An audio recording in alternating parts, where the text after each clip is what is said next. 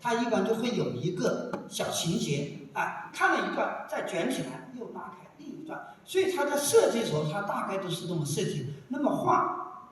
也是这么徐徐地展开啊，所以这个跟中国文字古时候的欣赏的，它都是用那个书法。你看以前招牌，以前那现在写的招牌都是从左到右，有时候找老先生写字，你都要跟他讲清楚，你没讲清楚，他还是习惯从右到左。但是有些文人现在你要找的一个老先生，书法家，你叫他求一个字，他通常还是用右往左这样的去来读的。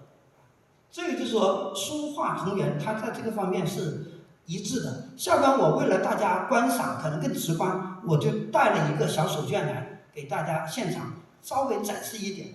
我请2位我的学生来帮帮手啊。这个长卷你看挺精致的，是今年9月份我画的另外一个长卷，叫《新汉江河》。这个长卷原大是1米高，40多米长。那么我们在北京的时候，就为了在中国国家画院美术馆，就专门做了一个精品的小一本书，我们可以展示一下，可以看看啊。因为这个画我今天不展示，大家知道，那古人他就是看一段，可能先看个题目，他就慢慢在那欣赏了，然后再看一段，这个叫，今天就是写的叫序，那么古时候可能就称为画法啊，他有个介绍的，他就看一段，有时再卷一段。我们今天那个是在机上，等一下我再放，但是我们就知道一下，这个是画的广州珠江新城整个天河啊，这慢一点，一段一段，这个一段从列的大桥这边一直到这里，就是我画的，我们一人报一段，我画的就是这么一段，因为很小，大家就知道就行了。小手绢，古人他们几个人也是一般很小，在个桌子上就慢慢欣赏，它就是这样的。可以看到它的装裱方式都很有中国的特色，你得看它的选的那个色调都非常的讲究，很和谐，很高雅。我们也不一定都展开，稍微再看一点就可以收起来。因为我今天会介绍另外一个长卷，所以这个就是意思一下就行了，慢慢卷起来，因为很长，所以我们看这个，我现在这个桌上有个鸡啊，不叫桌，所谓鸡就是它的2头啊，这个翘起来的，这样我的长卷在桌上展开的时候，它不会滑下去。这个就是古人的智慧，他要欣赏这些长卷手卷的时候，我怎么一松，它到了旁边，它就自然的停住了。这就是传统的家具，它就跟这个它的实用功能就解决了我们看手卷、看长卷的这个不会让它滑下去，一滑下去就折坏了，所以呢，长卷里面我大致介绍，前边一段为了保画，它都会用鳞边，就特别好看的鳞边保护，保护了一段，它才有这个天头啊、银手啊，就开始写字了，写这个标题，再隔一段鳞写个画序，再隔一段鳞才到画。等一下我们在会欣赏画的时候就会看，很多画的前边，特别是接近1000年的画，可能画心还是完整，但是前面基本上都有破损，因为每次打开前边，它的磨损特别多，可能到了尾的那一节，它就比较完好。就像我们刚刚那幅画，看了个头，尾还是没看，所以很多画就是尾还是很新的。前面的破损的很厉害，刚刚那个画我们也是简单的欣赏了一下啊。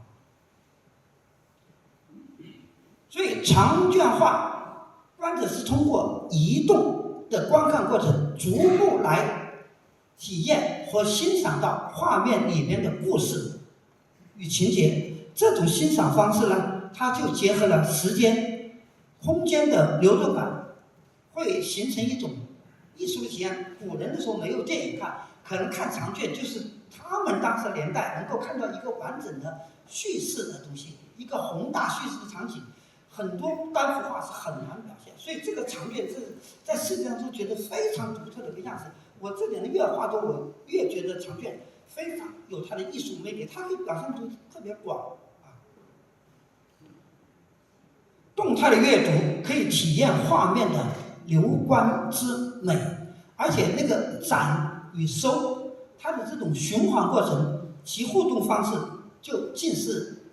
古人当时的看电影。所以观者在移动中跟随画面的情节来感受时间与空间的交织。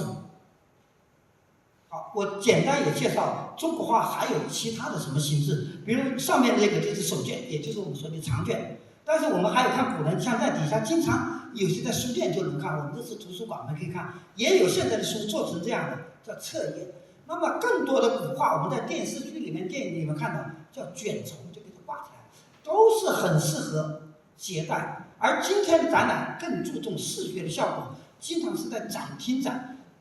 这个长卷形式很大，都放大了无数倍。像我现在画的长卷，通常都是80，或者最小的也是50，通常都是到了1米或者再更高，长度也更长，比古人。因为它的展览的方式和欣赏方式完全变了。以前就是在一个室内几个朋友，今天是面对公众，所以是在一个公共的文化空间里面陈列，所以它要画的比较大。所以时代变了，作品的尺度、展览的形式各方面